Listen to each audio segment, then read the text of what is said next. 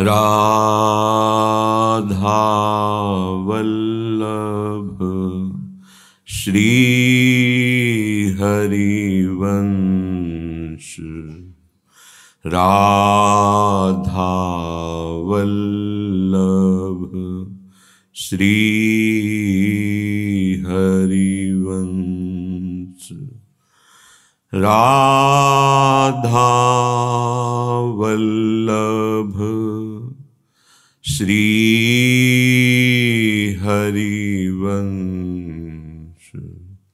राधा वल्लभ श्री हरिवंश। वृंदावनेश्वरी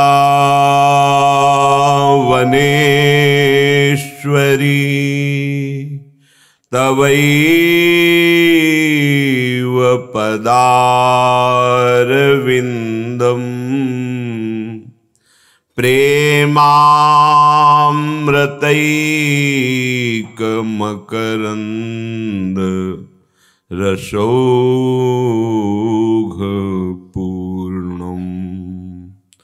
हृद्यर्पितं मधुपते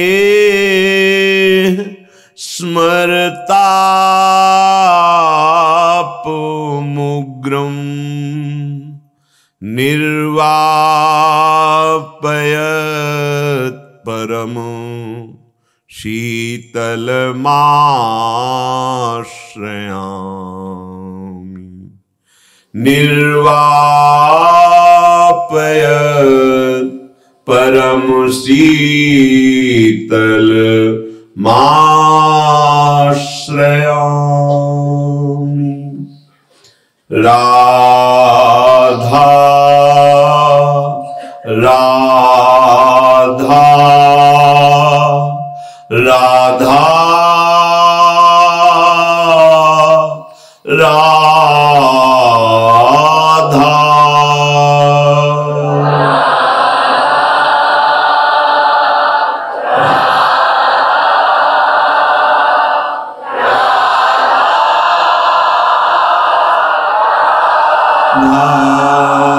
राधा राधा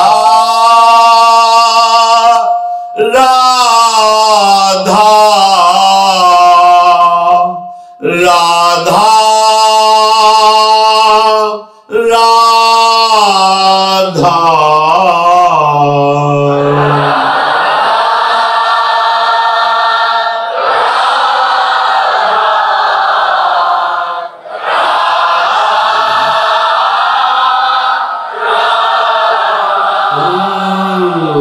राधा राधा राधा राधा। राधा राधा राधा।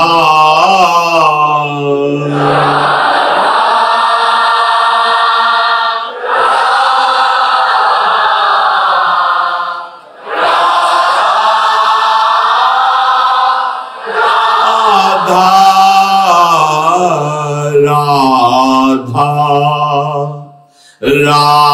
राधा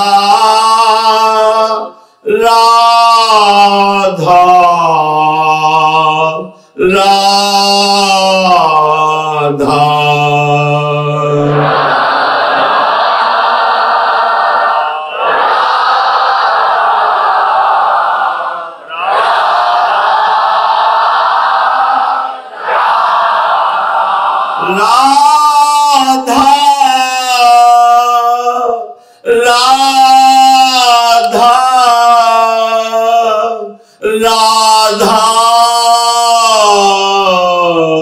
राधा।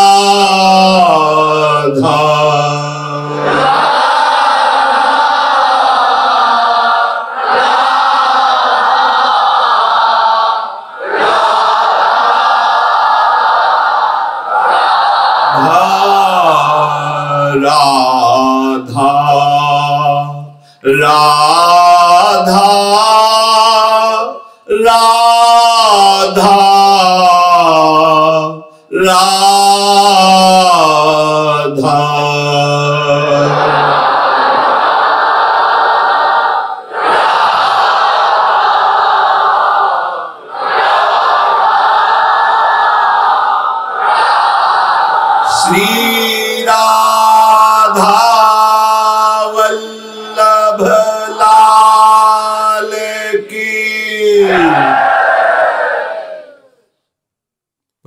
सच्चिदानंद घन प्रेमानंद स्वरूप नवनिभृत निकुंज महामहिम परम पावन श्री वृंदावन धाम।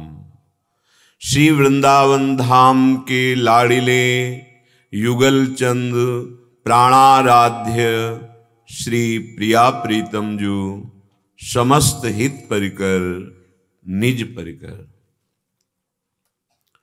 आत्मसमर्पण ये भक्ति की पूर्णता है। आत्मविस्मरण यही हमारा भारी बंधन है। हम अपने को भूल करके देह भाव में नाना प्रकार के विषम संसार के भोगों में, व्यवहार में, चिंतन में जो हमारा दिव्य स्वरूप है, जो महासुखमय है, उससे वंचित हैं। हमारा स्वरूप है सुख राशि, आनंदमय, और हम आनंद की खोज विषयों में कर रहे हैं। अब इतनी सामर्थ्य नहीं रह गई कि हम अपने बुद्धि बल से इस विषय रूपी दलदल से हट पावें। अब हमें आत्मसमर्पण करना है प्रभु को। करुणा निधान प्रभु पीछे के सारे अपराधों को माफ कर देते हैं। उनका स्वभाव है और ये सिद्धांत भी है। अगर हम इस जन्म में अपने संचित कर्म भस्म नहीं कर पाए, क्रियमाण भगवत समर्पित नहीं कर पाए, प्रारब्ध को आनंद पूर्वक नहीं सह पाए, तो बहुत घाटा हो जाएगा, हानि हो जाएगी। क्योंकि और किसी योनि में ये करने का अधिकार नहीं है, केवल मानव देह में ही है। इसलिए प्रार्थना है, भोगों में ऐसा प्रमाद भरा हुआ है कि आप सोच भी नहीं सकते कि हमको भगवत प्राप्ति करनी है। हमारा लक्ष्य निरंतर भजन है, सत चिंतन है। आपकी सोच ही नहीं हो सकती, इतना मलिन हृदय ये कर देती है माया। बड़े कृपा पात्र जन हैं जिनको थोड़ी चेतना तो जागृत हुई कि हम सत्संग सुने, हमारे जीवन में गंदे आचरणों का त्याग हो और सत आचरण, अच्छे आचरण, वो भी भगवत बल से, भगवत समर्पित, बस जीवन की धारा आनंद की तरफ चल पड़ी। बड़ा कठिन है निरंतर नाम जप करना। आप देख लो, बहुत से उपासकों से मिले, वो कहते हैं और सब कुछ में हमारा भाव बनता है, रुचि बनती है, पर जहां हम नाम निरंतर जपने की सोचते हैं, घबराहट आ जाता है, भय होने लगता है और मन साथ नहीं देता है। सच्ची बात मानना, बिल्कुल ऐसा ही है। और सब कुछ करने में मन राजी हो जाएगा, धार्मिक चेष्टाएं, पुण्य, दान, तीर्थयाटन, सब कुछ। लेकिन ये नाम में निरंतरता, चलो निरंतर नहीं, घंटे 2 घंटे एक ही नाम बिना किसी विक्षेप के बराबर चलाना बहुत कठिन होता है। और यही नाम ही हमको वो ज्ञान शक्ति प्रदान करता है कि हमारा जो आत्मविस्मरण हो गया, वो स्मृति जागृत हो जाती है। बिल्कुल आप सत्य समझिए, नाम के बिना ना प्रेम प्राप्त होगा और ना ब्रह्मबोध प्राप्त होगा। नाम बहुत आवश्यक है, और नाम के प्रति जिनकी रुचि होने लगी है, बहुत बड़ी मंजिल तय कर चुके हैं, समझ लो आप। क्योंकि बिना पाप नष्ट हुए, अनर्थों की निवृत्ति हुए, नाम प्रिय लगेगा ही नहीं। जहां तुम्हारी जिह्वा में थोड़ा भी नाम का स्वाद आया, तो ऐसी रुचि, ऐसा नशा चढ़ता है कि अगर कोई बात करने की चेष्टा करे तो उस समय बिल्कुल असहनीय हो जाता है। नहीं नहीं, हमें नई बात करनी। हमारे में ऐसी बहिर्मुखता आ गई कि घंटों कोई प्रपंच की बात करे, हम कर रहे हैं।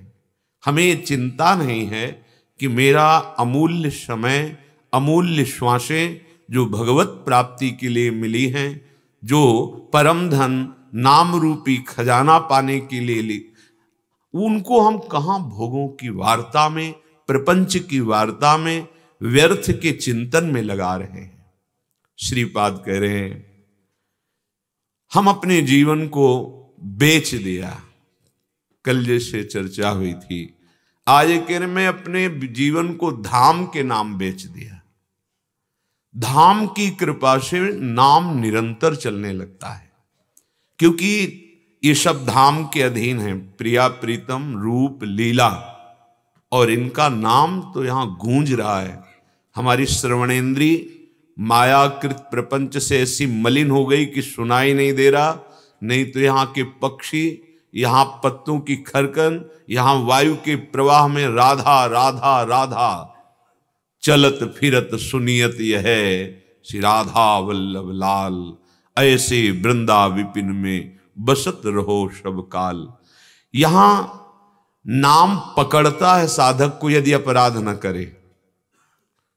हृदय की बात कह रहा हूं।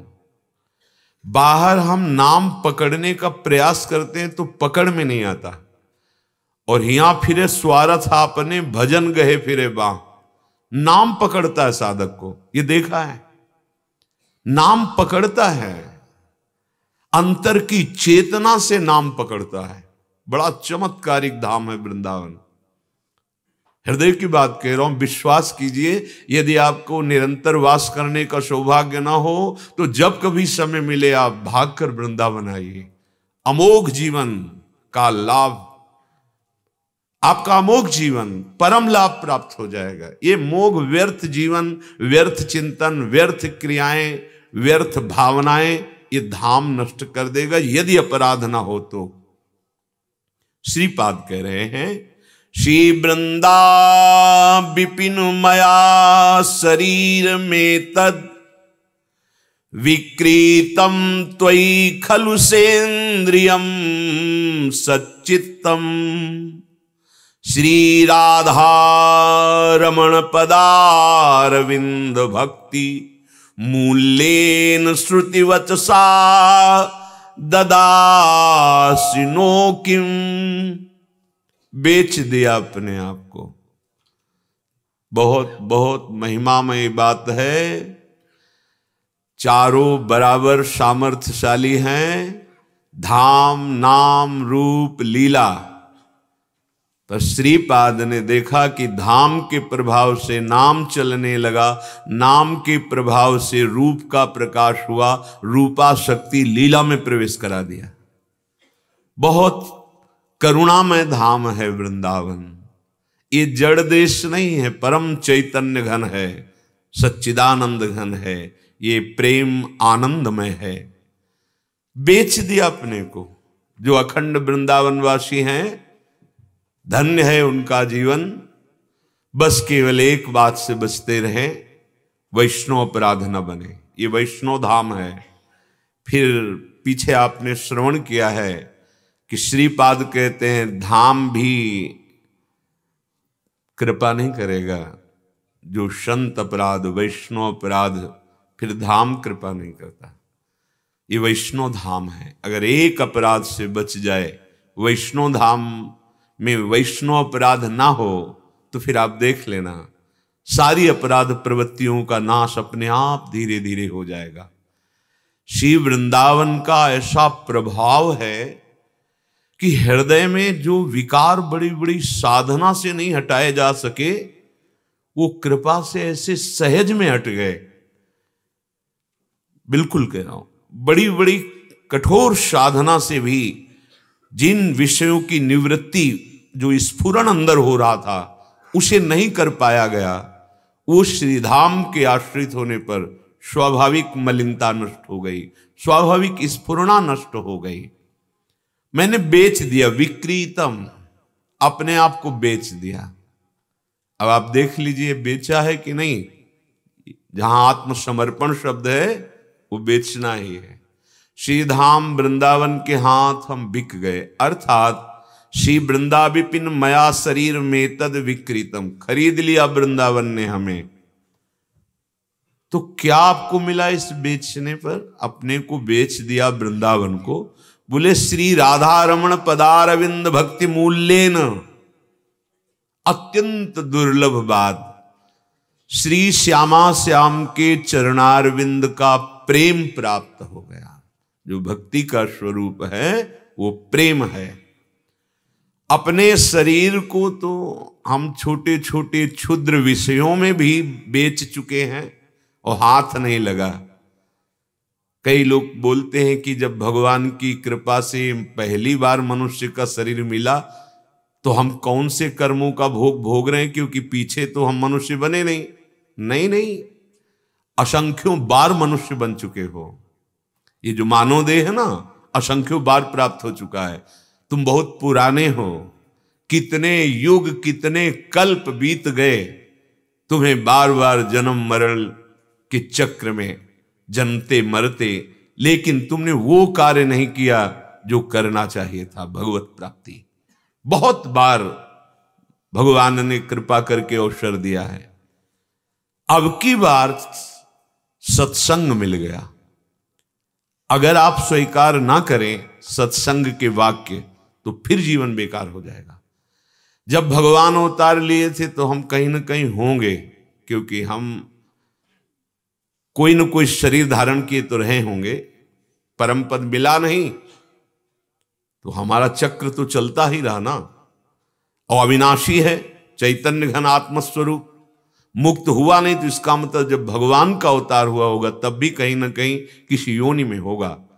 पक्का समझो, अगर स्वीकृति ना हो तो भगवान सामने होने पर भी भगवान के प्रति भगवत भाव या भगवत दर्शन का सुख नहीं मिलेगा। जैसे दुर्योधन दुशासन आदि को सामने भगवान हैं पर ना भगवान की बात मान रहे हैं और ना भगवान को भगवान मान रहे हैं। सत्संग से यदि विवेक जागृत हो जाए, स्वीकृति हो जाए, तो कोई कण ऐसा नहीं जहां भगवान तुम्हें दिखाई न देने लगे। ये माया का पर्दा हटते ही वही है, वही, दूसरा कोई नहीं। भगवान ने अपनी विभूतियों का वर्णन किया है, कभी पढ़ करके देखो। त्रिगुण माया भी वही है, पंचभूत भी वही है, कण कण भी वही है, पर हमें नहीं दिखाई दे रहा क्यों? हमारे अंदर भगवत भाव नहीं है, हमारा हृदय मलिन हो चुका है। अब हमें कोई उपाय समझ में नहीं आ रहा, तो कह रहे हैं कि धाम का आश्रय ले लो। बहुत सरल है, धाम का आश्रय ले लो। अखंड वास तो धाम की महारानी जो लाडली जो है उनकी कृपा से मिलेगा, पर आश्रय तो ले सकते हो। जहां भी हो वहीं से वृंदावन का आश्रय ले लो। हे वृंदावन, मैं आपकी शरण में हूं, अपने जीवन को हम आपको समर्पित करते। मात्र वृंदावन का जहां चिंतन प्रारंभ हुआ तो बड़ी बड़ी साधनाओं से जिन पापों का नाश करना बड़ा कठिन हो जाता है वो नष्ट हो जाते हैं। वृंदावन को चिंतवन यह दीप उर्बारी, कोटि जन्म के अघ तमह काट करे उजियारे। करोड़ों जन्मों के महान पापों का वृंदावन का आश्रय और चिंतन मात्र नाश कर देता है। और इतना ही नहीं, उजियार प्रेम प्रकाश कर देता है। श्रीधाम वृंदावन को हमने अपना जीवन समर्पित कर दिया। एक बार दांव खेल लो ना, बहुत जगह आपने खेल के देखा है। कभी किसी शरीर के लिए शरीर को बेच दिया, कभी किसी भोग के लिए शरीर को बेच दिया, कभी किसी इच्छा के लिए शरीर को नष्ट कर दिया। देखो आप अपने शरीर की क्या कीमत लगाए हो। जा रहा है तुम्हारा जीवन मृत्यु के गाल में, तुम क्या ले पाए हो और किसको जीवन दे पाए हो? झूठा जीवन। यदि नाम जप नहीं है, भगवद आश्रय नहीं, तो कुछ नहीं तुम्हारे पास है, सिर्फ पाप और पुण्य। ये दो कर्म हैं, दोनों व्यर्थ ही हैं। पुण्य से तुम्हें थोड़ा अच्छे भोग मिलेंगे, फिर क्षीण हो जाएगा, वो कोई स्थायी चीज नहीं है। इसलिए स्थायी वस्तु अविनाशी प्रभु का नाम, धाम, रूप लीला इसी की प्राप्ति के लिए आए हैं। अगर हम अपना आत्मसमर्पण कर दें तो सारी जिम्मेवारी हमारे प्रभु ले लेते हैं, सारी जिम्मेवारी, पर हमें आत्मसमर्पण भी करना नहीं आता। इसीलिए भगवान कृपा करके साधु समागम देते हैं। साधु समागम से पता चलता है कि आत्मसमर्पण कैसे होता है। तो 8 भक्ति जो है आत्मसमर्पण कराने के लिए है। श्रवणम, कीर्तनम, स्मरणम, विष्णुर्पाद सेवनम, अर्चनम, वंदनम, दास्यम, सख्य, तब आत्मसमर्पणम। और जहां आत्मसमर्पण हुआ फिर किसी साधन का वर्णन नहीं है। पाई रस भक्ति गूढ़ जुग जुग जग दुर्लभ भव इंद्रादि विधिम। आत्मसमर्पण से ही महाप्रेम की प्राप्ति होती। इसीलिए कह रहे हैं कि मैंने अपने आप को बेच दिया। बड़े भाग्यशाली जन हैं। कोई निष्ठा तो आवे हृदय में जिनके, गुरु निष्ठा, नाम निष्ठा, धाम, यहां विषय निष्ठा है, अहंकार की निष्ठा है, मनमानी निष्ठा है। जो मन कहेगा वही हम करेंगे, जो इंद्रियां कहेंगी वही सुख है। बहुत भूल में जीवन जा रहा है। श्री राधा रमण पदारविंद भक्ति मूल्येन श्रुति वचसा ददासि नो क्यों। मैंने सुना है कि प्रभु को आत्मसमर्पण कर दे, धाम को आत्मसमर्पण कर दे, तो वो वाक्य मुझे याद है कि उसका निश्चित परम कल्याण हो जाता है, वो प्रेम को प्राप्त होता है। यही सुनकर मैंने अपने आप को बेच दिया। सुनने से शरणागति होती है। श्रवण सुजस सुनी आयऊं, प्रभु भंजन भव भीर, त्राहि त्राहि आरति हरन, शरण सुखद रघुवीर। आपकी महिमा सुनी, प्रभु आ गया आपकी शरण में। त्राहि माम, अब जैसा भी हूं मैं आपका हूं। श्री हरिराम व्यास जी कहते हैं, जिसके हृदय में थोड़ी भी श्रद्धा वृंदावन के प्रति आई तो कह रहे सब संदेह देह के जय हैं, अरु विषयन को संग लगे जो वृंदावन को रंग। यदि वृंदावन थोड़ा भी प्यारा लगने लगे, रसिकों का तो प्राण है वृंदावन, जीवन है वृंदावन, सर्वस्व है वृंदावन। सच्ची मानिए, जिस दिव्य शोभा, दिव्य लीला, परम सुख को कहा गया संभाव्यो पिबिरंच नारद शिवो स्वयं भुवाद्यर्णय। बड़े बड़े ईश्वर कोटि के महापुरुषों के लिए अगम्य है। अगर वृंदावन को आत्मसमर्पण कर दिया और वृंदावन प्यारा लगने लगा तो आप देख लेना, जहां संभाव्य संभावना नहीं ईश्वर कोटि के महापुरुषों की, वो आपके नेत्र गोचर हो जाएंगे। ये गांव जैसा नहीं है, ये ब्रह्मा का रचा हुआ नगर नहीं है, बड़ा दिव्य अलौकिक धाम श्री वृंदावन है।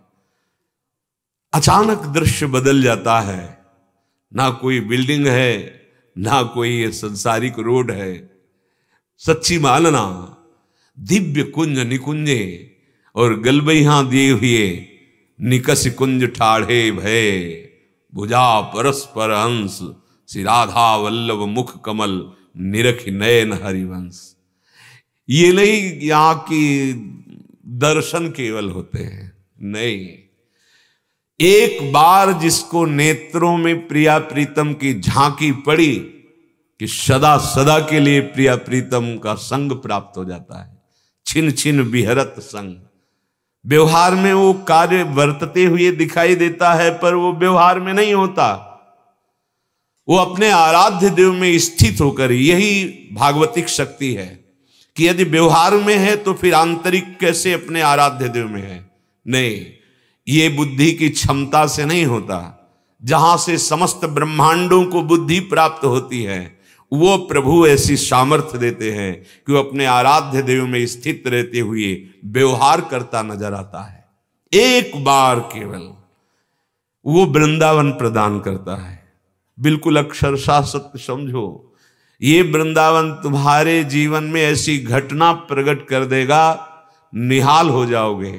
बस अगर हमारे धाम वास करते हुए या धाम आश्रय लेते हुए भाव नहीं बढ़ रहा तो आप अपने हृदय को देखिए, कोई न कोई नकारात्मक भाव, किसी न किसी की निंदा, किसी न किसी वैष्णव के प्रति अपराध भाव है। अपने लोग जान ही नहीं पाते, बातचीत में अपराध कर देते हैं, सहज में ऐसे भारी अपराध कर देते हैं।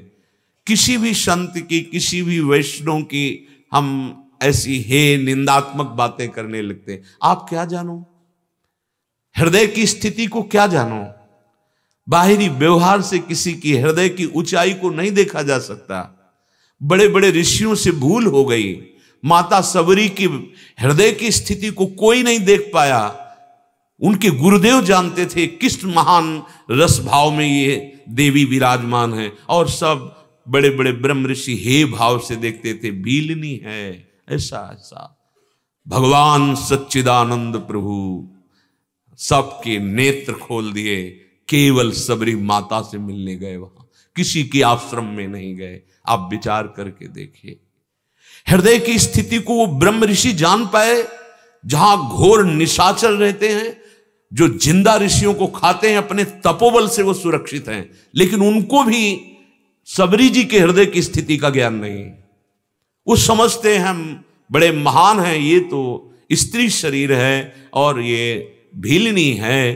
कहाँ, अगर कहीं आसपास सोहनी लगा रही है तो वो दूर हटते थे। कहीं सोहनी से कोई कण छू गया तो हम अपवित्र हो जाएंगे। क्या ज्ञान है, क्या स्थिति है इनकी, क्या जान रहे हैं सबरी माता की स्थिति को। भक्त के हृदय की स्थिति को जानना सिर्फ भगवान या उसी कोटि के महापुरुष जैसे मतंग ऋषि जानते थे कि हमारी ये जो सबरी जी हैं ये कितनी भाव की ऊंची दशा में विराजमान है। हम किसी वैष्णव या किसी संत की बाहरी अपनी बुद्धि की कल्पना के अनुसार, अपनी बुद्धि के निर्णय के अनुसार देख पाते हैं, बाहरी प्राकृतिक, और हम निंदा कर बैठते हैं। नहीं, हमें अपने हृदय को पावन करके प्रियालाल के प्रेम में, प्रभु के प्रेम में यदि पहुंचाना है तो नियम लेना होगा। धाम की कृपा आपको रस में डुबो देगी, बस अपराध न बनने। और जैसे हमारे द्वारा कामादि अन्य दोष हैं तो कह रहे हैं कि सब संदेह देह के जय हैं अरु विषयन कोशन। जहां हमारे अंदर विषय स्फुरणा हो रही, जहां हमें विषयी पुरुषों की प्रेरणा से विषयों के प्रति आसक्त हो रही, ये वृंदावन माफ करके हमें आगे बढ़ा देगा, विश्वास करो। होए विषय विषनाश, होए वृंदावन बस गति, होए सुदृढ़ सत्संग, होए रस रीति अगाधा, होए सुजस जग प्रगट, होए पद प्रीति सुराधा। ये धाम है, धाम। होए विषय विषनाश, होए वृंदावन बस गति, होए सुदृढ़ सत्संग, होए रस रीति अगाधा, होए सुजस जग प्रगट, होए पद प्रीति सुराधा। धाम की महिमा आपको निर्विषय कर देगी, आपको महत्पुरुषों का संग प्रदान कर देगी। आपके हृदय में वृंदावन रस रीति का उदय हो जाएगा, आपके हृदय में गोरे चरणारविंद विराजमान हो जाएंगे। महारानी जी के वो गोरे चरणारविंद जिनके चरणों में महावर स्वयं अखिल कोटि ब्रह्मांड नायक परात्परीश प्रभु रचते हैं और धन्य भाग मानते हैं। जो पे श्री वृंदावन धन भावे परम धनी है। जो वृंदावन धन में आसक्त हो गया है। वृंदावन का धन का क्या स्वरूप है? वृंदावन के धन है श्री प्रिया प्रीतम, वृंदावन के अधिकार में है। जैसे वृंदावन चाहता वैसे इनको खेल खेलना होता, वैसे क्रीड़ा करते हैं। जैसी ये क्रीड़ा करते हैं वैसे ही विस्तार शोभा का वृंदावन तत्काल करता है। ये चिदानंद वृंदावन धाम है। ये आपको परम धन प्रदान करता है। राधा नाम कहीं नहीं है। आगम निगम अगोचर राधे, जैसे कोई कहता है हमें तो शास्त्रों में तो नहीं, हम खुद कह रहे हैं आगम निगम अगोचर राधे। ये जो किशोरी जी का सांद्रानंद घन प्रेम में रूप है, परम रस सुधा में नाम राधा नाम है, ये धाम की कृपा से आता है। हृदय में, वाणी में, या श्रवणेन्द्रिय में अगर कोई धाम का प्रेमी है, सो ही राधा नाम का परिचय आपको मिलेगा, अन्यथा नहीं मिलेगा। हमारी रसमयी वाणियां इस बात में भरी हुई है, प्यारी जी के रूप में, प्यारी जी के नाम की महिमा में। तो कह रहे जो पे श्री वृंदावन धन भावे, अब मैं वृंदावन धन पायो, अविनाशी धन है। विनाशी धन तुम्हारे साथ एक सिक्का भी नहीं जाएगा, चाहे जितना बैंक बैलेंस कर लो, चाहे जितना बढ़िया मकान बना लो, चाहे जितनी भोग सामग्री एकत्रित कर लो, जाना है, जाना है यहां से। सोचो जरा, एक क्षण सोचो, यहां से जाना है, कैसा महसूस होता है। और जाना है, परम सत्य है, सबको जाना है। कब जाना है ये भी पता नहीं, पर जाना है। घबराहट नहीं पैदा हो जाएगी। सोचो जरा, अब हमें किसी क्षण बुलावा आ सकता है। हर समय तैयार जो है उनको भय नहीं होता है। तैयारी क्या है? राह में हमें कोई कष्ट नहीं होगा और हमें पता है कि हमें कहां जाना है। बस दो बात यदि आपके पास है तो मृत्यु आपके लिए खिलौना हो जाएगी। मृत्यु का नाम सुनते ही आप भयभीत हो जाएंगे। क्यों? क्योंकि आपके पास न राह का खर्च है और जहां जाना है वहां कोई परिचय नहीं है। जहां जाना है वहां परिचय नहीं। बस इस बात से घबरा रहे हो कि जो परिचय बनाया है, जो धन एकत्रित किया, वो छूट जाएगा। बस मृत्यु यही भय प्रदान करती है। नहीं, मृत्यु कोई खास वस्तु नहीं है। जैसे आप बाल्यावस्था से जवान हुए, जवानी से बुढ़ापा आया, ऐसे बुढ़ापा से एक मृत्यु और मृत्यु से फिर नया जन्म, ये क्रम चल रहा है। पर भयावह इसलिए है कि आप जीने की इच्छा और इतना प्यार फैला चुके हैं, रुपया से, मकान से, सब जगह अपनी ममता रख दिए। अब मरना है, ये सब छूटेगा। ये है दुख, भयानक दुख। जो आंतरिक होता है वो राग का होता है, वो ममता का होता है, जीने की इच्छा का होता है। और जहां जाना है वहां परिचय नहीं है, जहां जाना है वहां के लिए राह खर्च नहीं। राह खर्च है परम धन राधा नाम आधार, परम धनी हो जाओगे। सच्ची कहते हैं, यदि आप आत्मसमर्पण प्रभु को कर चुके हैं तो स्वप्न में भी भय देने की ताकत नहीं। स्वप्न में, जागृत की तो बात जाने दो, कई बार देखा स्वप्न कोई भयावह आने वाला है, ऐसा दृश्य उपस्थित है, उसी समय किसी न किसी रूप में स्वप्न में भय से रहित कर दिया जाता है। जागृत की तो बात जाने दो।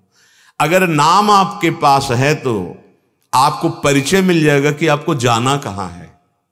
और जिसको जहां जाना है वहां का परिचय मिल गया तो मरने से सब जग डरा, मेरो मन आनंद। ये बात, मृत्यु आनंदमय हो गई। अब कौन सा भय है? सबसे बड़ा भय तो मृत्यु का ही है, और उसे आप भुलाए हुए हैं। ये माया की चाल है आपके समय को नष्ट करने के लिए। भोगों में, नाना प्रकार की आसक्तियों में इतने भुलाए हुए हैं कि आपको ये ध्यान ही नहीं आता कि अपने को जाना है। सोचो जरा, एकांत में कभी सोचना, जब आपको प्रपंच के चिंतन में मन घसीट रहा हो तो सोचना, जाना है। सब नीरस लगने लगता है, सब नीरस। जाना है, जाना है, ये भी छोड़ना है, जाना है। तब जहां जाना है उसके परिचय की जिज्ञासा। धन्य है वो जिनके अंदर मृत्यु का भय लग गया और वो अभय होने के लिए भगवान की शरण में बढ़े आगे।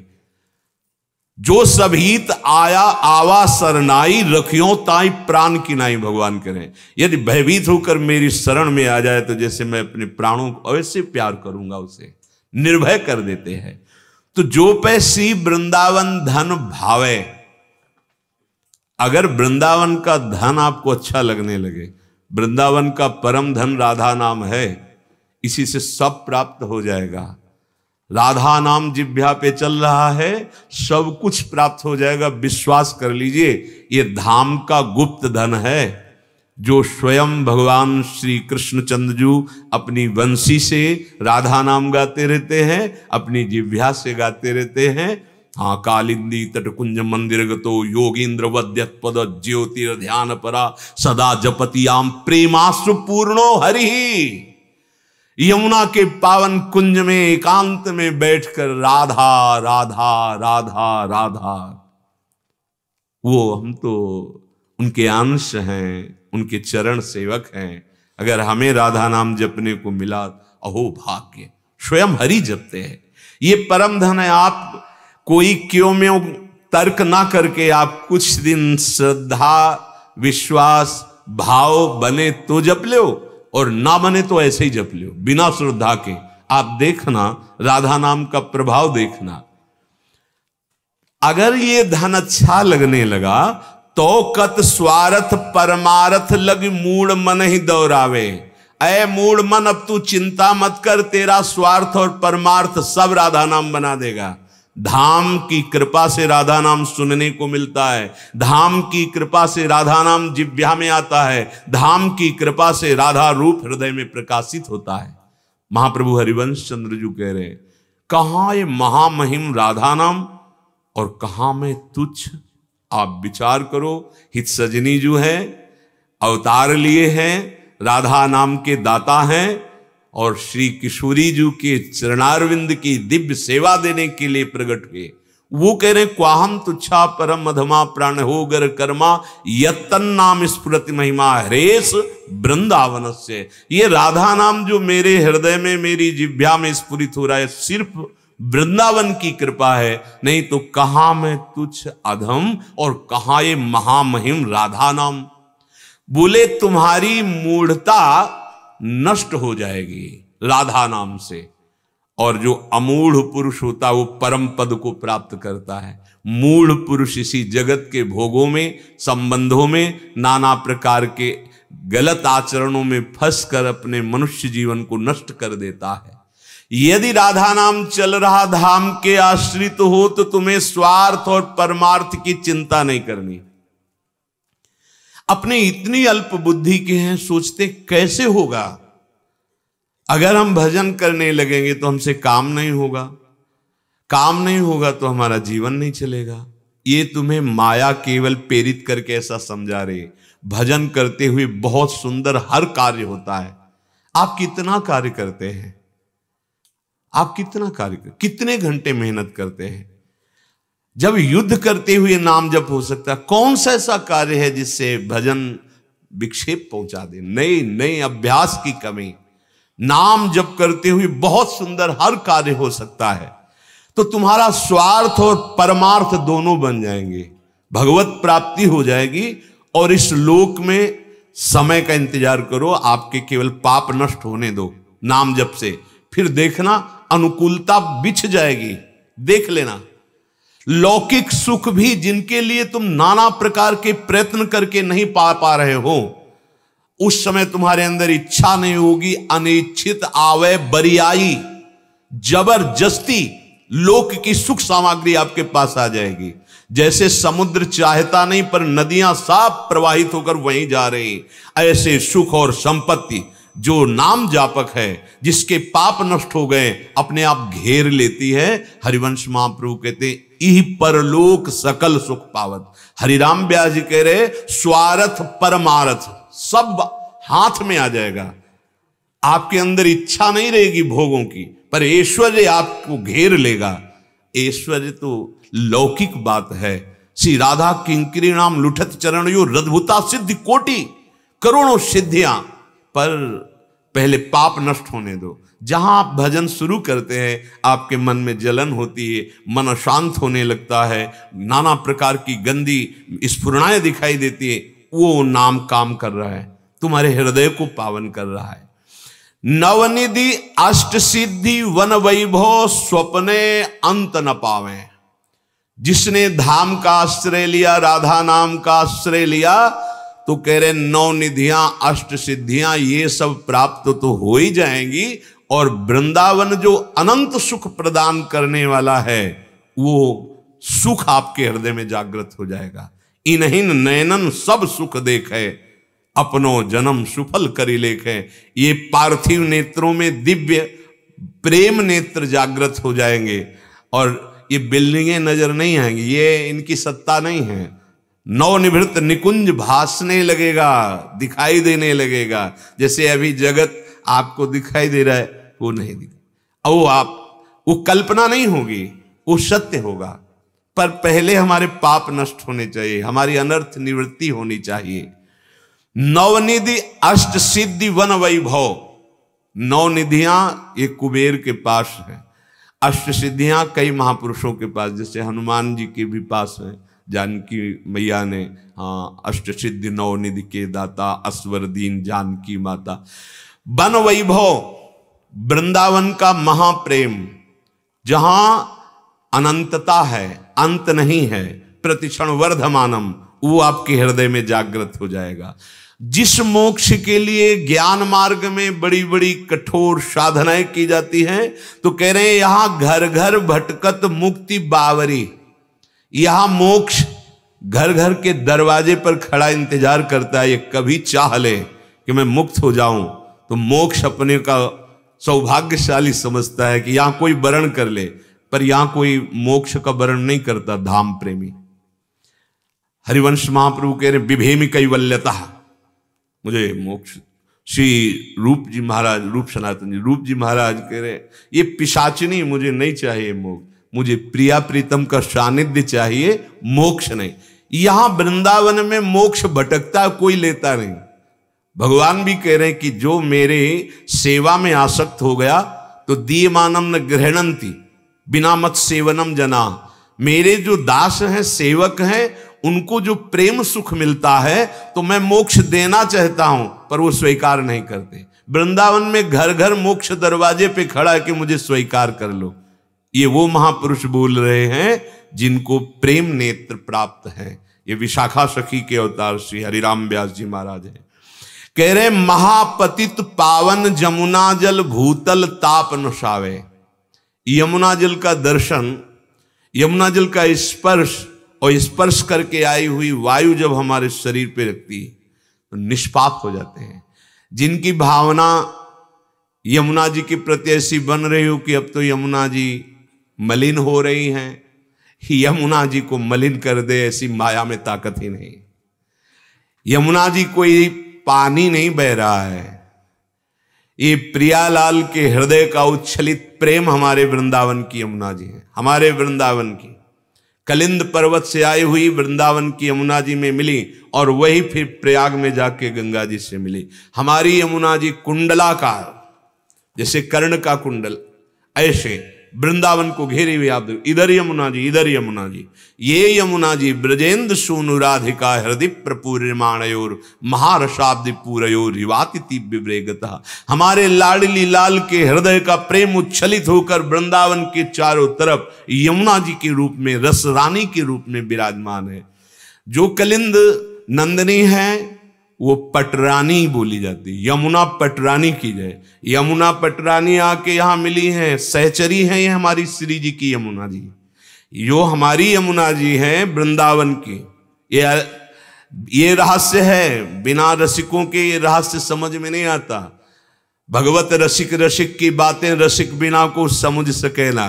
बाहर से हरि अवतार लेके आए थे, बाहर गए और लीला की। हमारे जो लालजू महाराज हैं वो कभी एक कदम ब्रज से बाहर नहीं गए, यही हैं, प्रियालाल के साथ यही हैं। ऐसे हमारी यमुना जी भी अलग ही हैं, आई हैं वहां से, इनमें मिली हैं और आगे चली गई। हमारी यमुना जी कुंडलाकार प्रियालाल को सुख पहुंचाने के लिए सहचरी बपू हैं।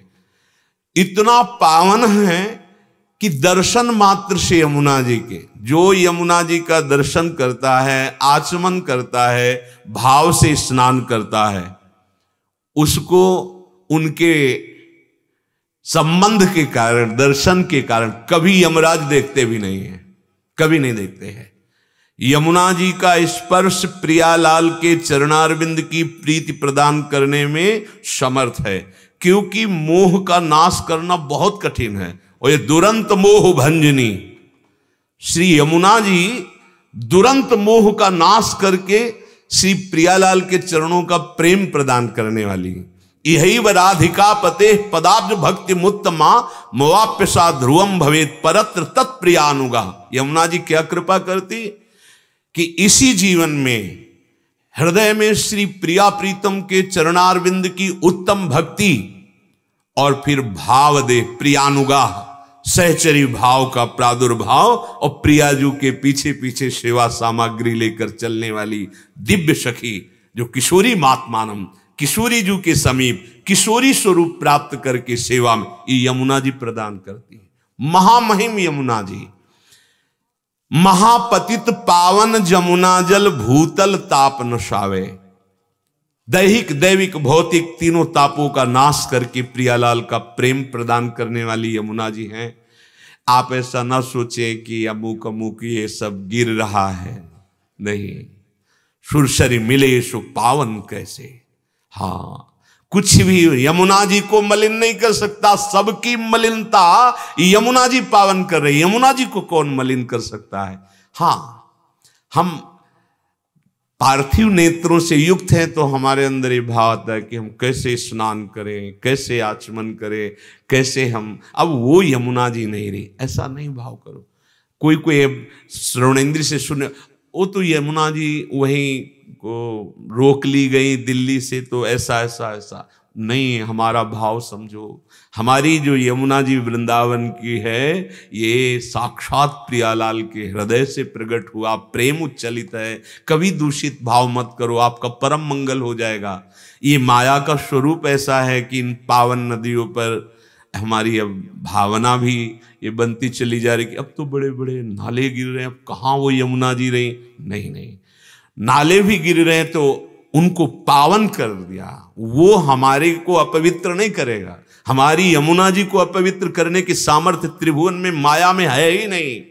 हमारे यमुना जी परम पावन है। ये हमारी दृष्टि बदल रही तभी हमारा भाव जा रहा है। अगर आप भाव से, तो वहीं कहीं तुम्हें अपने पावन पुलिन पे ही खेलते हुए प्रिया प्रीतम की झांकी करा देंगे।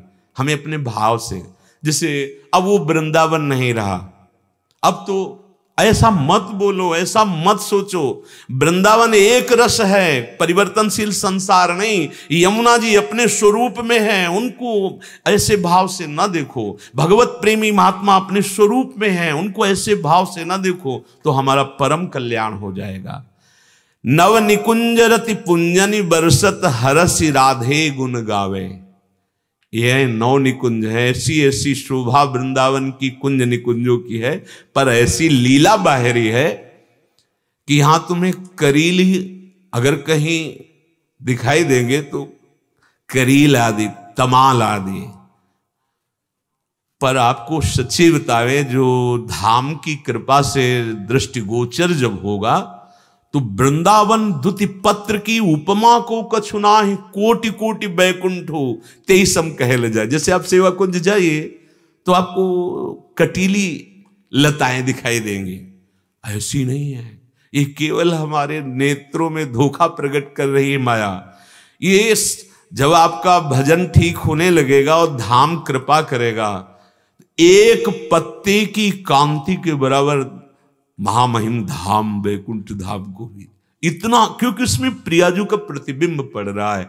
बड़ी सुंदर शोभा, बड़ा नव निकुंज रति पुंजनि बरसत हरसि राधे गुण गावे, जो पैसी वृंदावन धन पावे।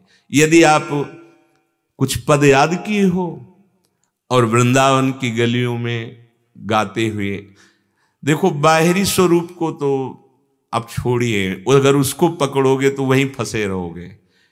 एक एक ये जो गलियां हैं, यहाँ की जो भूमि है, ये महान प्रेमियों के आंसुओं से भींगी हुई है, इसे कोई बदल नहीं सकता। देखो वही गिरिराज जी हैं जिनको प्रभु ने उठाया, ये वही यमुना जी हैं जहां हमारे प्रिया प्रीतम अवगाहन करते थे, अवगाहन करते हैं, अवगाहन करते रहेंगे। हमारे आपकी क्या बात, आज भी वही यमुना जी हैं। ये वही भूमि है जहां महान प्रेमियों ने अपने विरह अश्रु से, प्रेम अश्रुओं से संपूर्ण भूमि भिगोई है। चाहे गोपीजनों से लेकर अभी तक जितने महापुरुष यहां प्रेम को प्राप्त हुए आंसुओं से, या तो आनंद अश्रु बह रहे हैं या विरह अश्रु बह रहे। आप यहां घूम रहे, आपको यहां विचरण करने का सौभाग्य मिला। आप एक पद दो पद जो याद किए हो उसी को गुनगुनाते रहो, फिर आप देखो उस पद की लीला झलकने लगेगी। थोड़ा पावन होने दो हृदय। सदा अधीन रहत नित मोहन मन ले प्रिय ही रिझावे। हमारी महारानी जी के अधीन श्री लालजू महाराज। अब आप हम राधा चरणारविंद के शरणागतों की ठसक कैसे जानेंगे? अरे शिव विरंची जिनके चरण रखने की चौकी की वंदना करते हैं, वो लालजू महाराज हैं। जाहि बिरंची उमापति नाए, तापे तय बन फूल बिनाए। हम ऐसी महारानी जी की शरण में, तो हम का मतलब हम सब वृंदावन में कोई किसी भी संप्रदाय का हो, किसी भी उपासना का हो, यहां बोलना पड़ेगा जय जय श्री राधे। ये महारानी जी का महल है। यहां राधा गुण गाने पर ही आप किसी भी उपासना में हो, आपकी सिद्धि होगी। आप अगर आत्मज्ञान प्राप्त करना है तो बोलना पड़ेगा राधे राधे। ये महल है हमारी महारानी जी का। आपको कोई भी मार्ग में सिद्धावस्था प्राप्त करनी है तो यहां जय श्री राधे बोलना पड़ेगा। ये महारानी जी का महल है, तभी ये धाम आपको उच्च अवस्था प्रदान करेगा। सदा अधीन रहत नित मोहन, मोहना, जिनको कहीं भी मोह नहीं होता उनका नाम है मोहन। और मोहन सबको मोहित कर ले। इन मोहन को मोहिनी प्रियाजू ने अपने अधीन कर लिया है प्रेम में। तै निज भजन कनक तन जोवन, लियो मनोहर मोल, राधा प्यारी तेरे नयन सलोल। तै निज भजन कनक तन जोवन, लियो मनोहर मोल। अधीन मानो बिके हुए लालजू श्री हमारी लाडली। अब हमें क्या परवाह, अनंत ब्रह्मांडों का मालिक हमारी प्रियाजू के अधीन, और हमारी प्रियाजू हमारी स्वामिनी हैं, हमारी प्रिय सखी हैं, हमारी प्राण प्रिय हैं, हमारे प्राणों की स्वामिनी प्राणनाथ हैं। मेरे प्राणनाथ श्री श्यामा शपथ करो त्रंछे। अब बोलो क्या मांग आपकी बाकी रह जाएगी यदि राधा किशोरी के चरणों का आश्रय है। श्री लालजू महाराज अधीन सारे न्याय अनंत ब्रह्मांडों के इन्हीं से होते हैं। अनंत ब्रह्मांडों के जितने भी न्याय, तभी वो कहते अनुल्लिख्यानंतान पितदप राधान मधुपति। जो राधा चरणारविंद का आश्रित राधा राधा राधा, तो महाराज उसका रजिस्टर ही हटा देते हैं। ये तो प्रियाजू के चरणों का आश्रय ले लिया। व्यास स्वामिनी रास मंडल में चुटकिन पिए ही नचावे, जो पे श्री वृंदावन धन भावे। यदि वृंदावन का आश्रय राधा नाम का रटन, तो सब कुछ प्राप्त हो जाएगा। वो देखने को हरिराम व्यास जी कह रहे, मैं देख रहा हूं जैसे प्रियाजू चाहती हूं वैसे लालजू नृत्य कर रहे हैं। हमारे हृदय में ये जो जगत का रंग चढ़ गया है, इससे बचने के लिए समता अत्यंत आवश्यक है। सुख दुख में सम, लाभ हानि में सम, मान अपमान में सम। जो हम कर्तव्य कर्म कर रहे हैं उसके फल में सम हुए बिना ये हमें कर्म बांध लेंगे। हमारे जीवन का लक्ष्य जो परम सुख है, जहां किंचन मात्र दुख की निशानी नहीं, वह हम नहीं पहुंच पाएंगे। श्री भगवान गीता जी में कह रहे हैं, दूरेण ह्रवरम कर्म बुद्धि योगा धनंजय, बुद्धौ शरणमन्विच्छ कृपणा फल हेतवः। ये जो जन साधारण है, जिनको सत्संग प्राप्त नहीं हुआ, इनको इतना भी ज्ञान नहीं है कि कौन सा कर्म हमें नरक ले जाएगा और कौन सा कर्म हमें सुख प्रदान करेगा।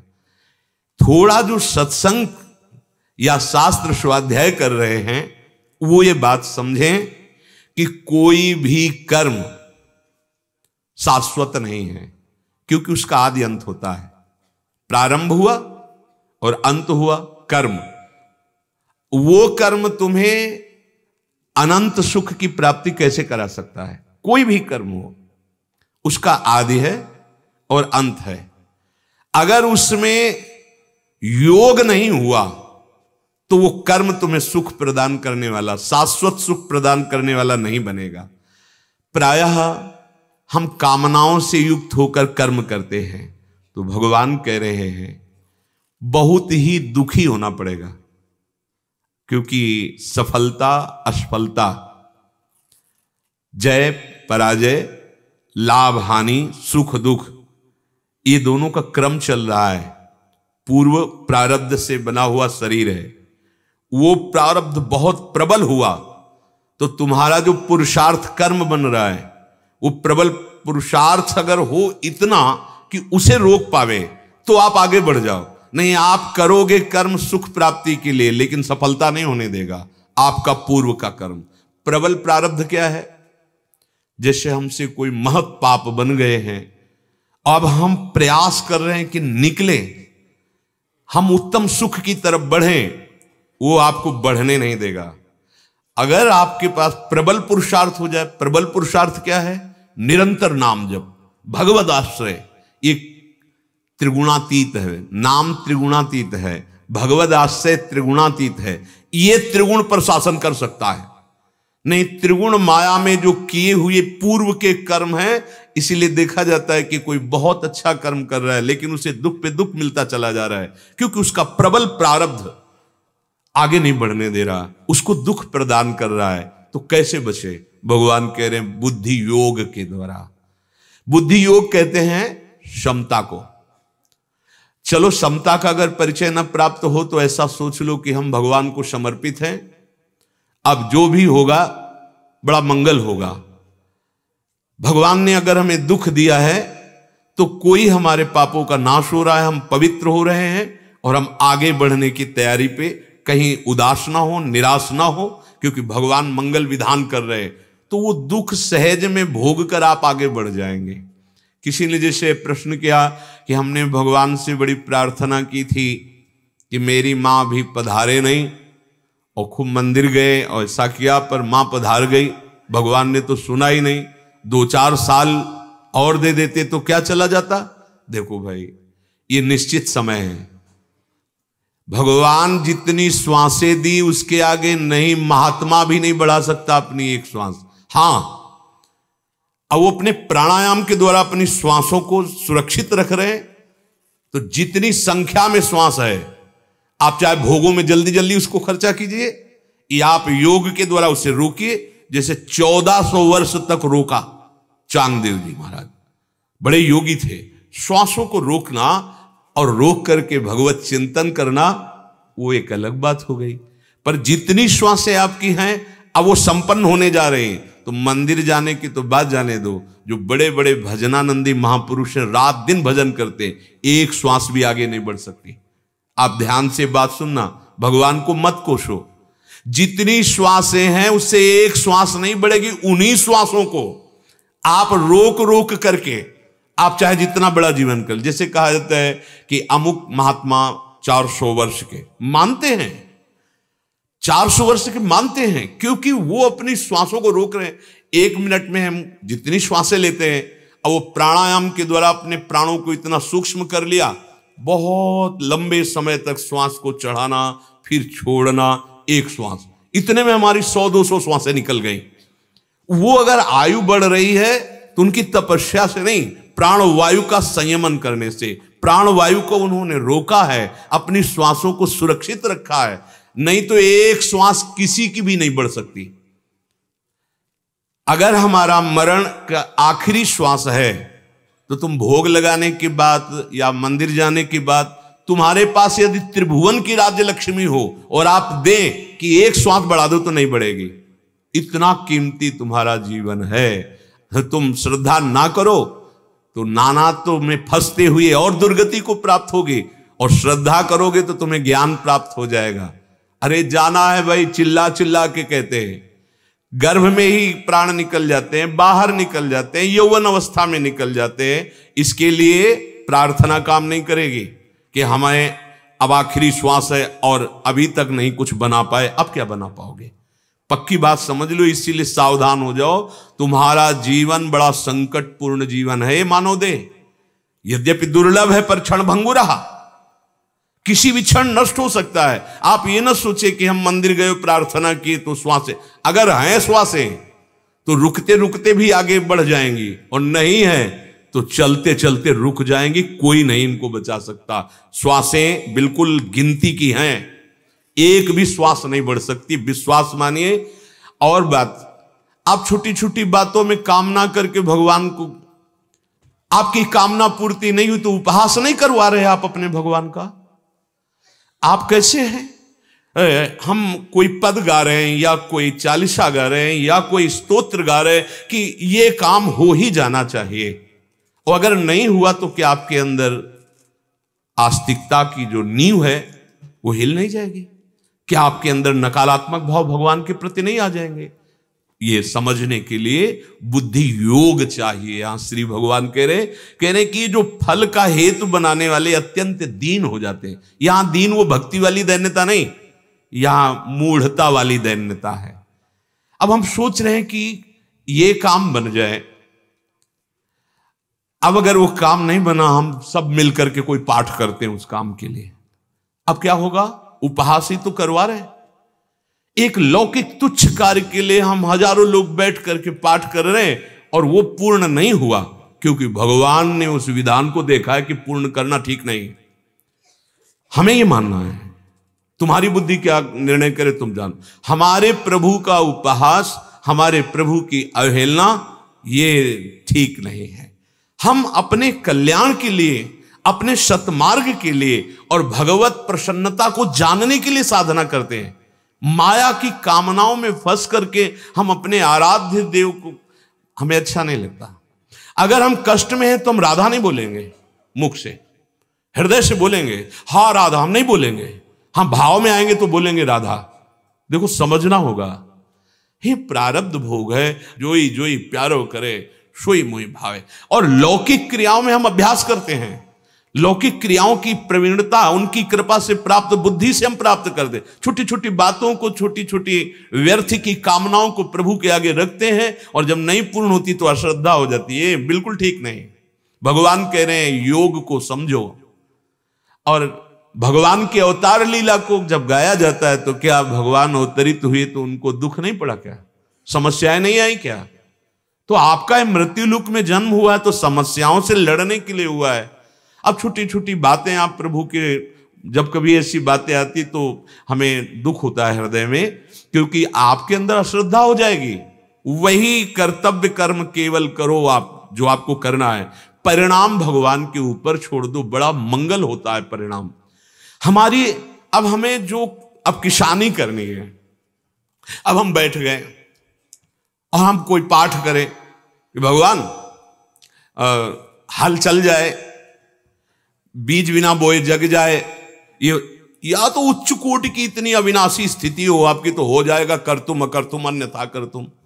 अरे हमको जो कर्तव्य कर्म मिला है, हम बढ़िया खेती तैयार करें, बढ़िया बीज बोए, उसकी रक्षा करें, फसल हो जाएगी। हाँ भगवान के आश्रित हैं हम, लेकिन हम छोटी छोटी कामनाएं अगर करेंगे तो हमारे अश्रद्धा हो जाएगी। उपहास करते हैं फिर लोग, क्या हुआ तुम्हारे हवन करने से, क्या हुआ तो कहां गया तुम्हारा भगवान? उपहास करते हैं। ये भगवत भक्ति अविद्या का नाश करने के लिए है, दुखों का नाश करने के लिए है, भगवान की प्राप्ति के लिए है। कामना तो फिर सांगोपांग अनुष्ठान। जब किसी महापुरुष ने कोई कामना की है तो आप उसकी साधना पढ़ के देखिए, कामना का फल उनको मिला है, पर उसके लिए कठोर संयम पूर्वक आराधना हुई। भगवान का विधान कामनाओं के लिए वैदिक सिद्धांतों से भरा पड़ा है। आप स्वीकार करें? नहीं, वो सिद्धांत भी स्वीकार नहीं, आचरण भी पवित्र नहीं। जो कामना का अनुष्ठान का स्वरूप है वो अनुष्ठान भी नहीं, बस थोड़ी हम जैसे पाठ आदि के फिर उपहास लोग करते हैं। क्या कहां गया तुम्हारा भगवान? हमारे कानों में चुभती फिर बात कि हम अपने भगवान को, अपनी उपासना को, अपनी भक्ति को क्या समझे हुए हैं। इन छोटी छोटी क्रियाओं के लिए, लौकिक बातों के लिए भगवान का प्रयोग करते हैं। ये हो जाए, ये हो जाए, मांग के ऊपर मांग, मांग के ऊपर मांग। भजन एक मिनट भी मन प्रभु में लगाने की सामर्थ्य नहीं है, थोड़ा भी प्रियता प्रभु से नहीं है, बस केवल कामनाओं की पूर्ति के लिए। भगवान कह रहे हैं कि कृपणा फल हेतवः। ये जन बहुत ही दैन्य का तात्पर्य होता है बहुत ही मूढ़ता छाई हुई है। देखो कितना उपहास होता है, लाखों के बीच में उपहास होता है कि हम कोई पाठ कर रहे हैं सब मिलकर के कि ऐसा कार्य हो जाए, अब वो कार्य नहीं हुआ तो अब उपहास का पात्र नहीं हुआ। कि अब हम ये अपने आराध्य देव का ये पाठ कर रहे थे, इतने लोग मिलकर, नहीं हुआ तो कोई निष्ठावान टिकेगा नहीं, श्रद्धा हो जाएगी कि शायद इसका फल नहीं है। नहीं हुआ, मोघ है। सत्य वस्तु कभी व्यर्थ नहीं जाती है, पर उसको तुम व्यर्थ असत्य क्रियाओं में तौलने लगे तो कृपणा फल हेतवः। सकाम भाव से कर्म करने वाला सदैव दुखी ही होता है। अब हम सब सकाम भाव से ही लगे, देख लीजिए, बड़े भाग्यशाली है जो सत्संग के प्रभाव से फल में समता ले आए हैं।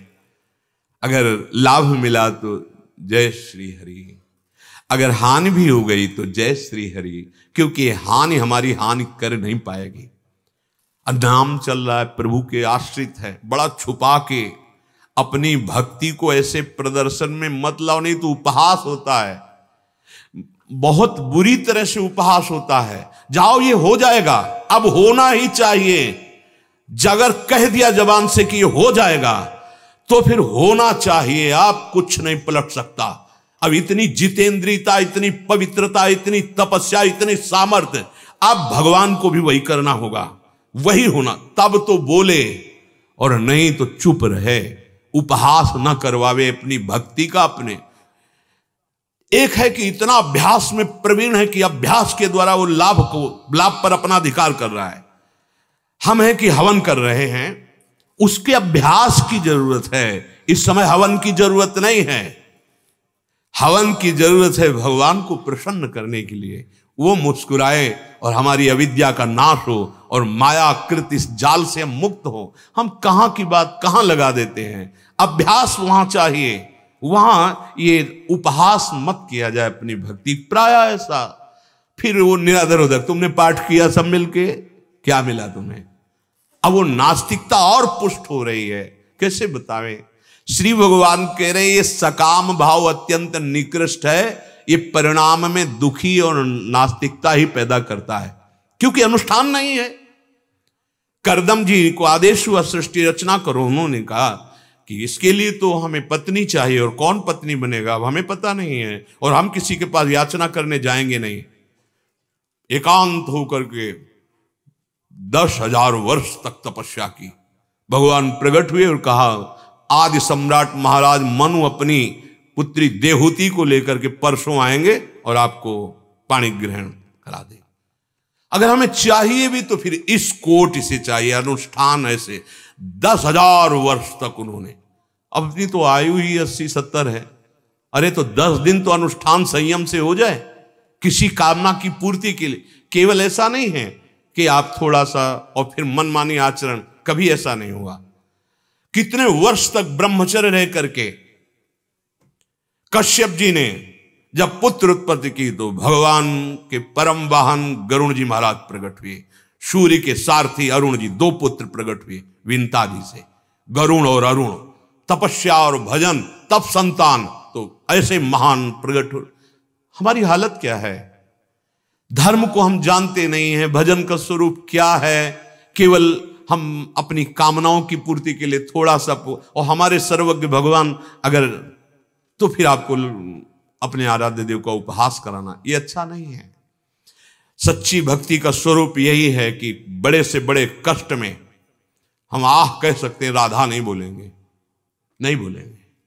आपने हमें जो ये दिया है महान प्रसाद, आजीवन इसको हंसते हुए सहेंगे और अंदर अंदर आपकी मुस्कुराहट देखना चाहेंगे, बस। इसके लिए राधा नहीं बोलेंगे कि हाय मैं बहुत कष्ट में हूं राधा, या ये विपत्ति दूर कर दो राधा, नहीं। इससे लड़ने की सामर्थ्य अपने आप हमें प्राप्त हो जाएगी। और सच्ची मानना, जब ऐसी निष्ठा में आओगे तो ब्याज में ये सब खत्म हो जाएंगे। ये जितने दुख देने वाले कर्म हैं, मूल तो प्यारी जू और प्यारे जू का प्रेम प्राप्त होगा। ये सकामता हमारी दुर्गति किए दे रही है, और सब सकामता के बिना एक कदम नहीं चलना चाहते। यही हमारे बंधन का हेतु है। सच्ची मानो, आपको कुछ नहीं चाहिए, आप ऐसे महान हैं अंदर से। आपका जो स्वरूप है कैसे बतावे, क्योंकि वाणी का विषय नहीं। ये शरीर की आसक्ति के कारण ही हम कामनाओं के जाल में फंस गए। इसी जाल से बचने के लिए मानव देह और सत्संग मिला है।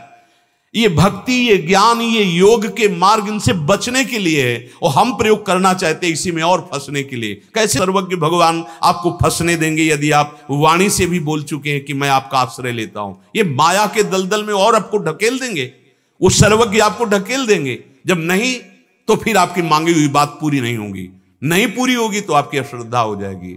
इसलिए कह रहे कृपणा फल हेतवा। ये बहुत समझने का विषय है। हम लोग इसी में प्रायः प्रश्नों में यही आता है, भगवान ने ऐसा क्यों नहीं किया, भगवान ने उसको क्यों नहीं बचा लिया, भगवान ने उसको क्यों। 3 लीलाएं वो अपने आप से अपने आप में कर रहे हैं। आप अपने आप को जान जाओ, आप कोई और नहीं है। सृजन करना, पालन करना, संहार करना, तीनों बराबर होंगी, बराबर। न तुम्हारा अनुष्ठान रोक पाएगा, न किसी का अनुष्ठान। आज तक इतने महापुरुष हुए, रात्रि को नहीं रोक पाए कि दिन के बाद रात्रि आए ही ना। जो प्रकृति का नियम है, वो परमात्मा के द्वारा कानून बनाया हुआ है, वो भी अपने कानून की रक्षा करता है। जैसे भारतीय संविधान है, तो जहां से बड़े बड़े पद में विराजमान है, अगर उस कानून के अंतर्गत गलती हो जाए तो स्वयं स्वीकार करेंगे। ऐसे ही प्रकृति का कानून है। यहां सृजन होता है, पालन होता है, संहार होता है। रूप कोई भी हो, आपके रोने धोने से, आपके अनुष्ठान से कोई फर्क नहीं पड़ने वाला। हाँ, आप भक्ति का अनुष्ठान, ज्ञान का अनुष्ठान, इन त्रिगुण माया से बचने के लिए निकल जाओगे। अब आपने मंदिर गए, प्रार्थना की, आपका शुभ लागू हो गया, काम बन गया, बोले भगवान है, भगवान ने हमारी कामना पूर्ति की। और अगली बार सब में भगवान, बहुत समझो, बिजली का पावर जैसे सब यंत्रों में, ऐसे सब में भगवान। जो विनाश कर रहा है वो भगवान की शक्ति है उसमें, जो पालन कर रहा है वो भगवान की शक्ति से पालन हो रहा है, जो सृजन हो रहा है वो भगवान की शक्ति से हो रहा है। तुम अल्प बुद्धि हो, सीमा में बांध लिया मैं मोर तैतुर, तो एक पालन कर रहा है तो जय हो, और एक विनाश कर रहा है तो उसके। हाँ ठीक है, व्यवहार काल में ऐसा होगा, वो तो धर्म का पालन करने वाले अधर्म का विरोध करते ही हैं, पर आंतरिक मूल बात, अगर छाती से धर्म प्रकट हुआ है तो सरकार की पीठ से अधर्म प्रकट हुआ है। पावर दोनों को वही से मिल रहा है, और वो ये बात समझना बड़ा कठिन है। आप शास्त्र पढ़ के देखो, यहां से हृदय से भगवान के धर्म का प्रादुर्भाव होता है तो पीठ से भगवान के, और आप किधर हो, पीठ की तरफ। भगवान के सन्मुख हो गए तो धर्म में आचरण हो जाएंगे, और भगवान से विमुख हो गए तो अधर्म में आचरण। अधर्म का परिणाम रचा हुआ है नरक और दुख आदि, नाना प्रकार की चिंता, भय आदि। ये सकाम भाव अगर आप छोड़ पावें तो बहुत जल्दी काम बन जाए। कोई परेशानी छोड़ने में नहीं। हम जो कर्म कर रहे हैं उसे भगवान को समर्पित करके फल भगवान पर छोड़ दें। जे विधि होय नाथ हित मोरा, करो सुबेग दास। इसमें क्या परेशानी है? और सच्ची हम मांगना नहीं जानते हैं। अगर हमें मांगने की बात आवे ना, तो जैसे एक गरीब आदमी किसी चक्रवर्ती सम्राट के सामने जाए और कह दे मांगो आज मैं तुम्हें दे दूंगा, तो उसकी सोच ही इतनी है कि वो 4 गाय 1 भैंस है, उसका अगर साल भर का चारा मिल जाए और परिवार के लिए भोजन मिल जाए और 1 लाख रुपया मिल जाए, वो बहुत, जब इतना सोचेगा तब इतना ही मांग सकता है। और अगर उसको उसके ऊपर छोड़ दे कि महाराज हम क्या मांगे, अब आपका जो मन हो, तो वो अपनी स्थिति के अनुसार देगा। ऐसे ही महापुरुषों ने प्रायः कि हम प्रभु मांगना भी नहीं जानते कि आपसे क्या मांगे, आप अपनी इच्छा से दे। तो अपनी इच्छा से भगवान अपनी अविरल भक्ति दी है, प्रेम दिया है, माया नहीं दी है। जब कृपा करते हैं तो माया मुक्त करते हैं भगवान, द्वंद्वों से मुक्त करते हैं। और हम लोग माया के ही कुछ कणों को मांगते हैं, जब वो नहीं देते तो बोले भगवान भैया हम हाथ जोड़ते हैं, मानव जीवन अश्रद्धा के लिए नहीं मिला, अपना कल्याण कर लो। ये पाठ, ये नाम जप, ये हवन, ये भगवत प्राप्ति के लिए है। इसका प्रयोग इधर मत करो। पहले से ही हम इतना फंसते हैं वासनाओं में, और आश्रय मिला है अब कृपा से। अगर हम उन वासनाओं से तौलेंगे इस भक्ति मार्ग को, ज्ञान मार्ग को। प्रश्न करते हैं कि पाप करते हुए देखा गया, पूरा जीवन पाप किया, कोई कष्ट नहीं, और यहां भजन करते हैं, कदम कदम पे दुख आ रहा है। ये क्या है? बड़े आराम से वो चैन से मरता है। ये भाई लंबा है सफर, उसका लंबा है सफर, पता नहीं अभी कितने कल्प भटकना पड़ेगा। और ये जो संत महात्मा या धर्म से चलने वाले गृहस्थ हैं, इनको जो आप दुख देख रहे हो ना, इनका बहुत कम में निपटा के ये आखिरी है, ये जन्म आखिरी है। अब अपने प्रभु से मिलन का, बहुत जन्म से तड़पे हैं, दरस बिन दुखन लागे नयन, अब अवसर मिला है।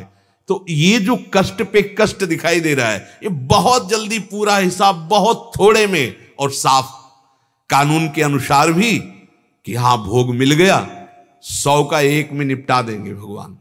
देखो ना बड़े बड़े महापुरुषों, ये कष्ट ये कष्ट ये कष्ट, और वो पापाचरण कर रहा है, धर्माचरण कर रहा है, पूरे जीवन में आखिरी में ऐसे सहज में मर गया, कोई सड़न नहीं, कोई परेशानी नहीं। इसका मतलब नहीं है कि ये वर्तमान की, अब जो फसल उसने की बहुत जन्म काटना है, और अब ये जा रहा है अपने प्रभु के धाम को, ये मलिन शरीर फटाफट भोग रहा है और बड़े हिसाब को थोड़े थोड़े में। तो ये अज्ञान के कारण, ना जानने के कारण कहते हैं कि ऐसा क्या भगवान का निर्णय है ऐसा कि पापाचरण कर रहा है बड़ा सुखी दिखाई दे रहा है, धर्म से चल रहा है बड़ा दुखी ऐसा नहीं, अज्ञान की बुद्धि से मत नापो। संपूर्ण कर्म तुम्हें बांध ही रहे हैं, जो भी तुम कर रहे हो। जैसी तरिवंश नरक गति दुर्भरी, यम द्वारे कटियत नक छीके। मतलब यहां 1 सेकेंड भी जो क्रिया कर रहे हो बिना फल दिए नहीं जाएगा।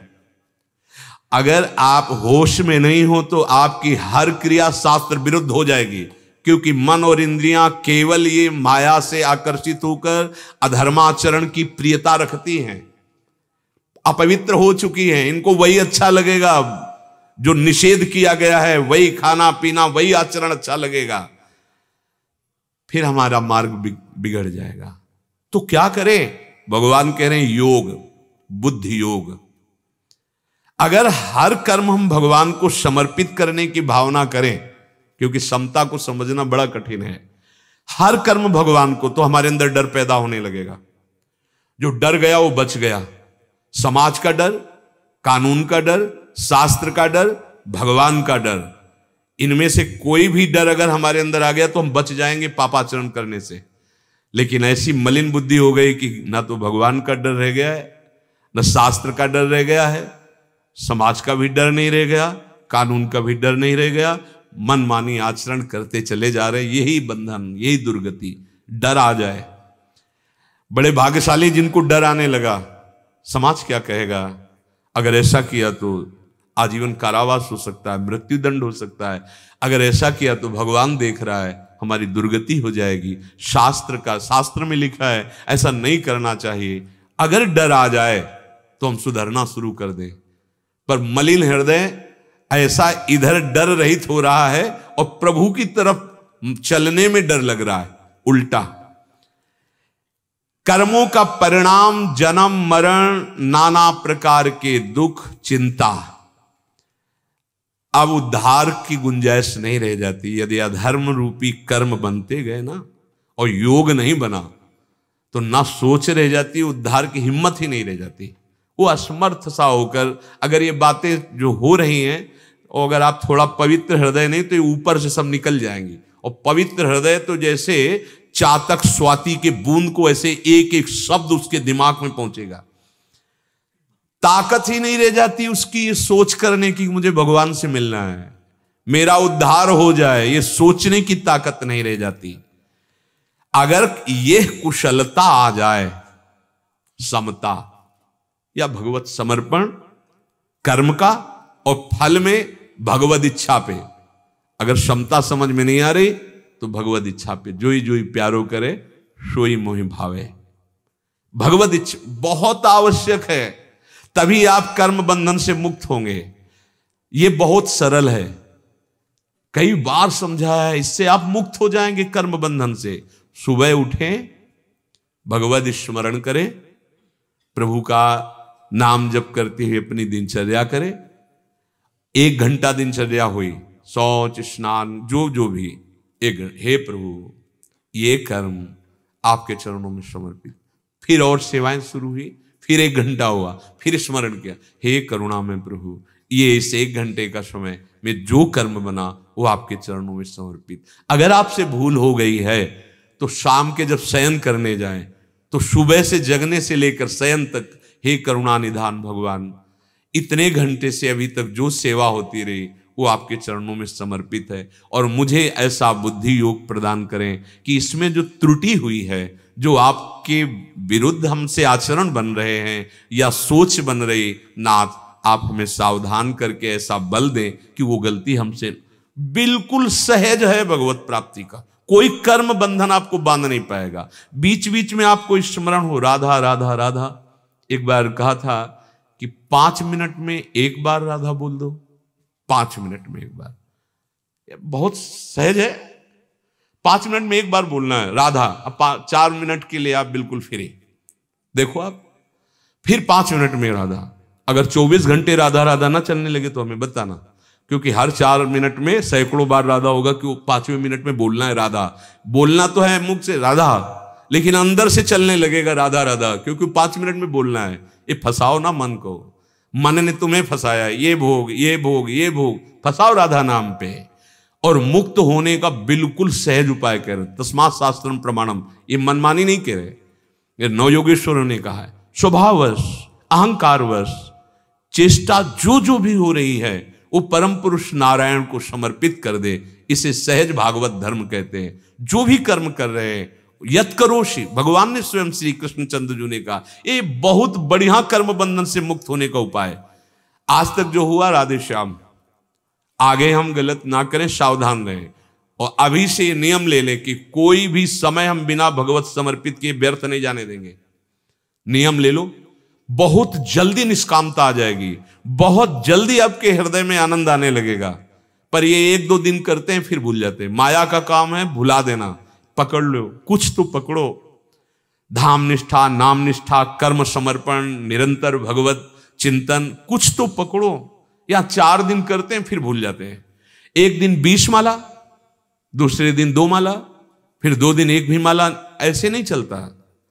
अगर हम 2 माला तो 2 माला हम बढ़ाते चले जाएंगे, फिर आगे घटना नहीं चाहिए। हम लोग ऐसे प्रमादी हैं कि आज सुनेंगे, आज से समझ में आ गया, हाँ कर्म समर्पण करेंगे, और 2 दिन 3 दिन बाद फिर वही चलने लगा, भूल गए। ये अपना कल्याण करना है। बुद्धौ शरणम अन्विच्छ, समता जब बुद्धि में आ जाती है तो वास्तविक शरणागति हो जाती है।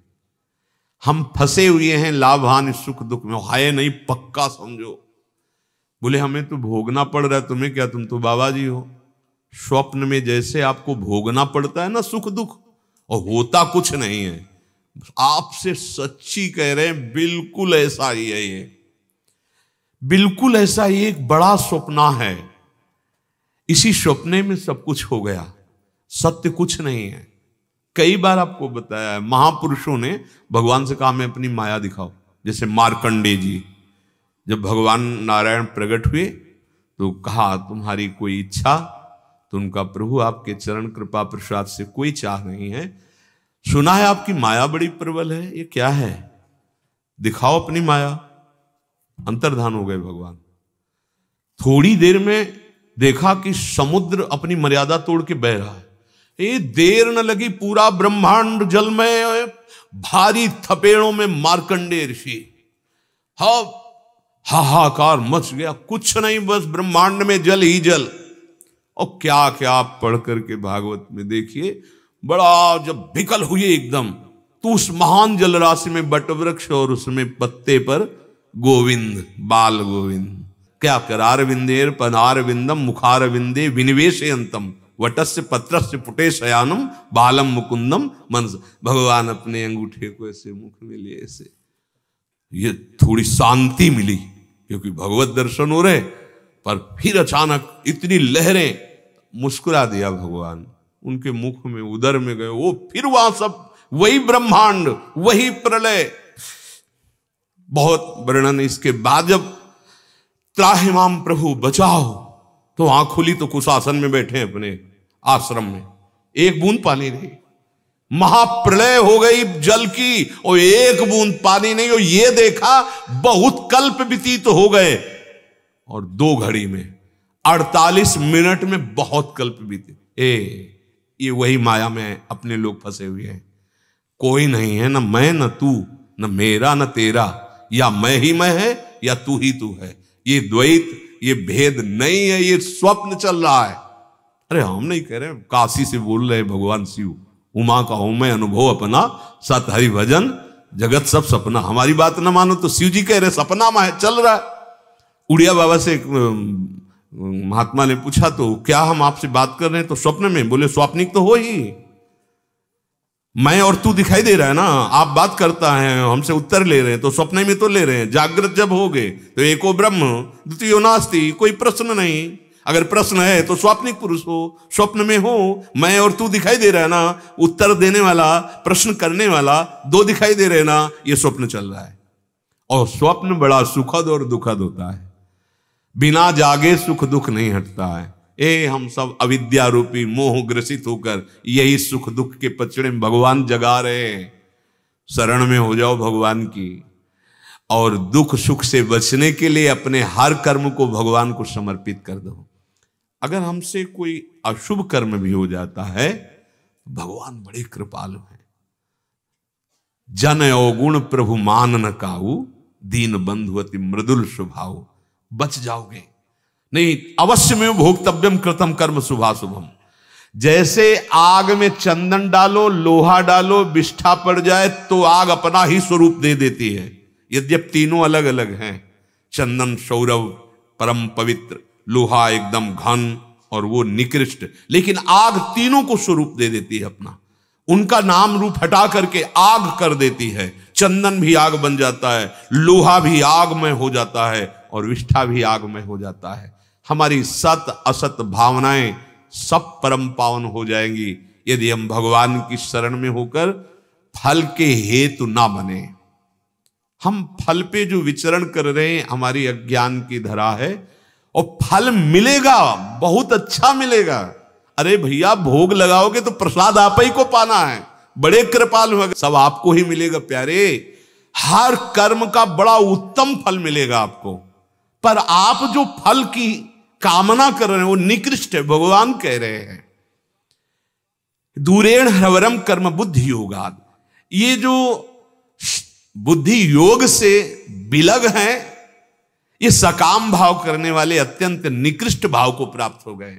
निकृष्ट भाव को, ये निकृष्ट भाव जब कानों में पड़ता है तब लगता है कि आप अपने साथ धोखा कर रहे हैं। शास्त्र अवहेलना, संतों की अवहेलना, भगवत अवहेलना, ये आप अपने साथ धोखा कर रहे हैं, किसी का कुछ नहीं बिगाड़ रहे हैं। फल अवश्य मिलेगा, महान फल मिलेगा छोटे से कर्म का। ध्यान दीजिए, बहुत उत्तम बात है।